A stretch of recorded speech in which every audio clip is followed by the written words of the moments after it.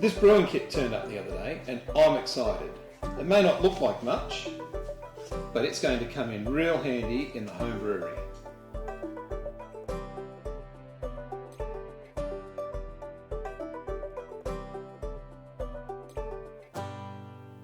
Hi, this is the Backyard Brewer and I'm Craig.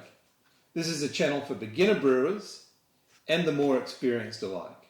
Whether you're just starting out or you've been into home brewing for a few years, there's going to be something on this channel for you.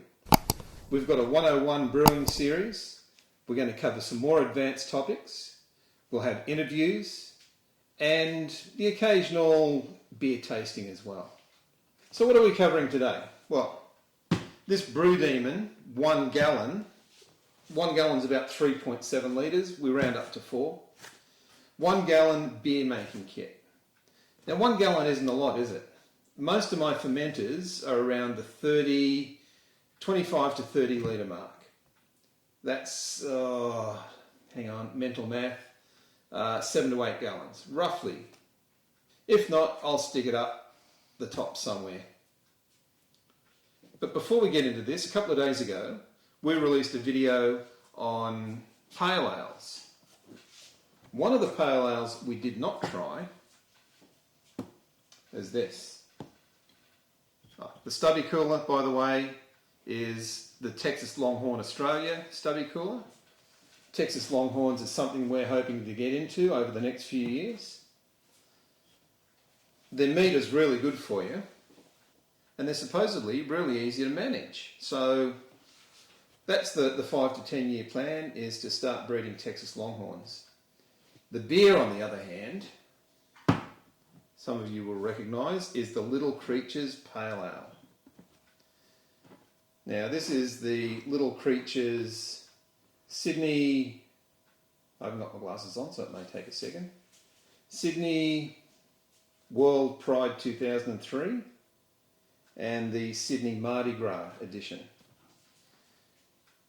Now just because it's got Mardi Gras and World Pride on it doesn't mean I'm going to take a carton out and shoot it with a high-powered rifle like some rock star that I don't like. This is actually quite a nice beer.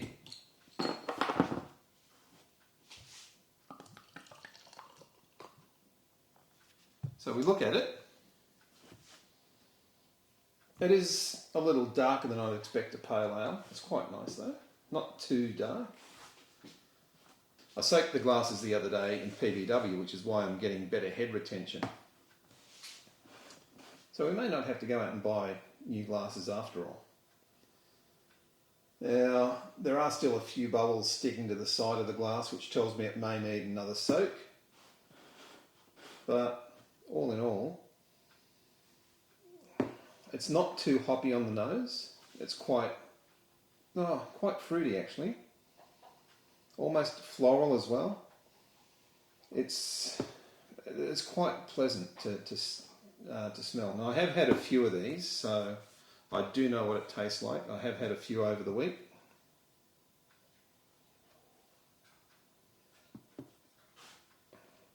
It is very nice to drink. It's quite pleasant as you take it into your mouth. It kind of slips over the tongue. It expresses itself across your whole tongue, not just in certain areas. It's got a nice mouthfeel. It's quite creamy.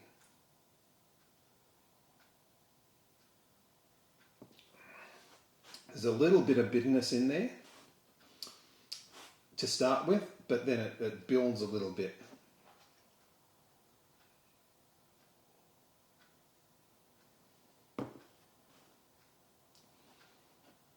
I wouldn't say there's a lot of fruitiness in it. It's got quite a nice malt expression in there. Lacing on the side of the glass is quite good. Thank you, PBW. And I have to say that it is probably one of my favourite pale ales at the moment. I would definitely go out and buy another carton of that. I'll have to, because that's my last one. Anyway, to the topic at hand, the BrewDemon 1 gallon beer making kit. turn it round and open her up. Now I ordered this from Amazon. Again, it isn't a paid review. I actually used my own money to get this. And straight off the top, there's our extract. It's a Pilsner. Quite nicely packed.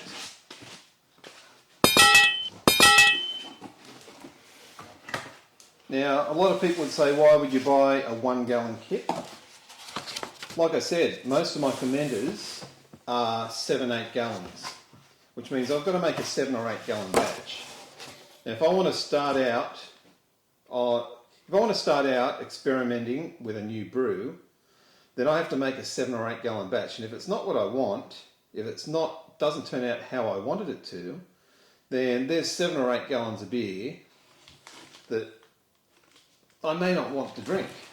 But this lets me make a 1 gallon batch, a much smaller batch. Now 1 gallon, as I said, is about 3.7 litres, rounded up to 4 litres.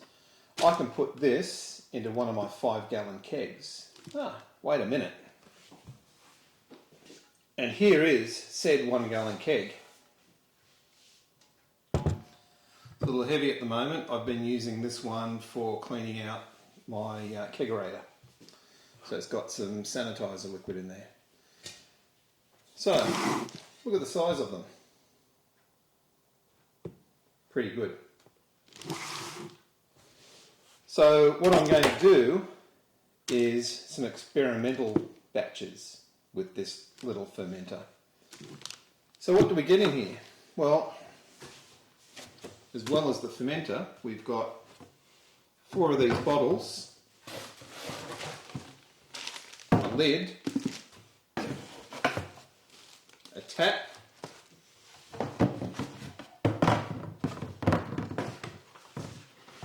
and some instructions.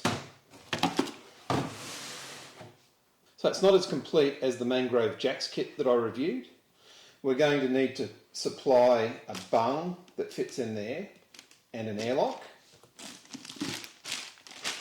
We're going to have to provide our own temperature strip. They're the bottle caps that go with the bottles. It does have 1-step no-rinse sanitizer, but no cleaner. So I'm going to have to provide my own cleaner as well.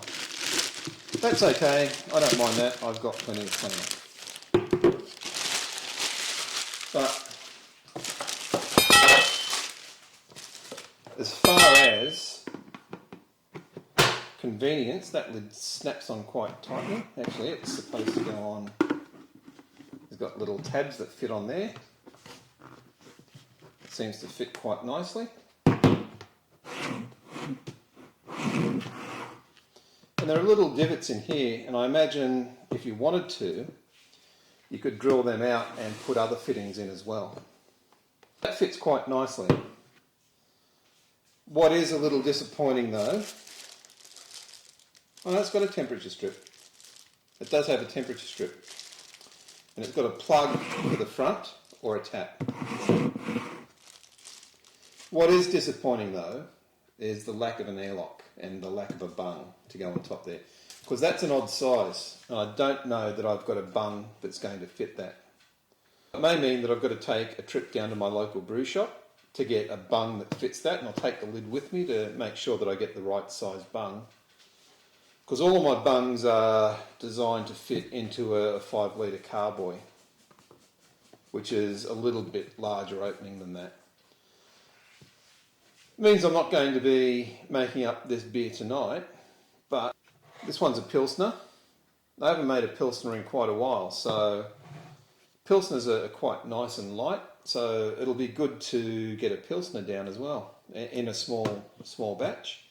But what I'm going to do is start experimenting with some of the recipes that I've got. So I've been building up a recipe library over the last couple of years. A lot of different beers, Czech Pilsners, porters, stouts. Oh, my stout is lovely. It's a chocolate milkshake stout, which is something else. That's probably not a recipe that I'm going to have to experiment with, but there are others that I do want to play around with. Pale ales for one. I've got quite a taste for pale ales at the moment, having done the review the other day. I can try my hand at a dunkel.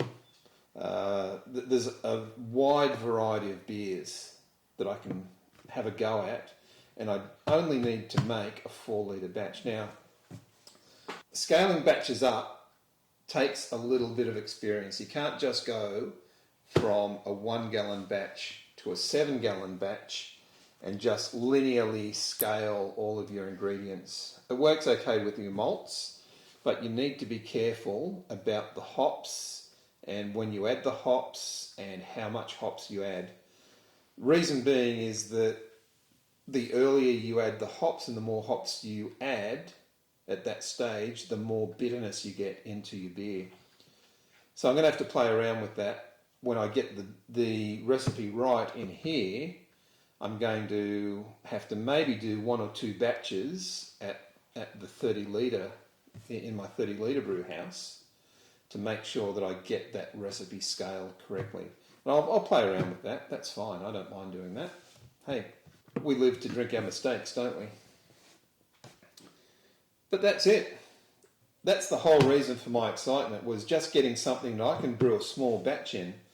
And the way I'm going to do it, and I will show you how I do it as I go into it. Obviously, this is going to be the first brew that I do, is I'll get a Pilsner into here. But then after that, I'm going to do some small all-grain batches, and I'm going to go down to Hoppy Days and ask them for 1/4 of the amount of grain that I normally put into a brew, and they're going to look at me sideways as if to say, what the hell? But that's okay. Your local brew shops are great. They're a great source of information. They do a lot of experimentation themselves, so they'll be able to give you advice on how to brew, what to brew, where to brew, when to brew, which, what, how, where, when, why, who. No, you don't want a who to brew. No. But yeah, they'll be able to help you out, and they'll give you advice on what you're putting into your mash, what you're putting into your boil, and the type of result that you can expect. Go and talk to them. They're a great source of information, and like all brewers, they love shooting the breeze. One of the major advantages of this fermenter, if I take it apart and just show you, is the conical bottom here. What that means is that all of the yeast and all of the sediment that forms in your beer, which is called trub, collects down at the bottom of the fermenter underneath the spigot. When it comes time to bottle your beer, all of the trub and all of that sediment is going to end up below the level of the spigot. And you're going to end up with nice clear beer in your bottles. And that's a major advantage. Most fermenters have that spigot right at the bottom, and the trub collection can get sucked into that spigot as you're bottling. It's not a huge thing, it's not a huge problem.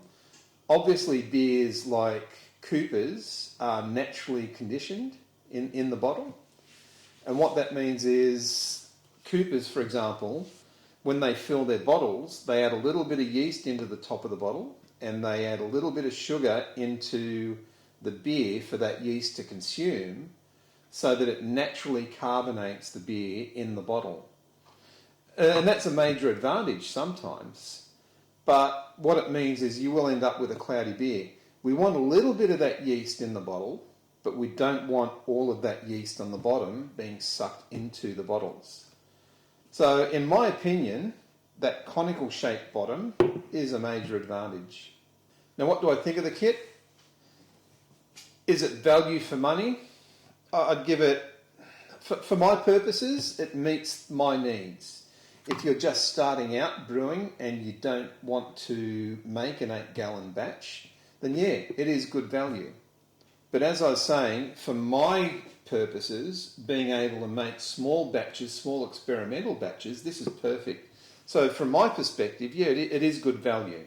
It is a little bit expensive. It costs nearly as much as the Cooper's kit, and you're not getting as large a fermenter or as much equipment.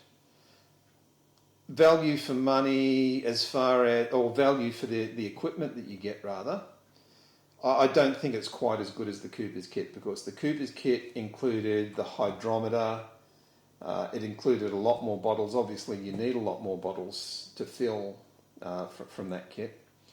But the Cooper's kit just seemed to, and it had the airlock, it had all of that, or it had all of that included. So for my money, the Cooper's kit is better value.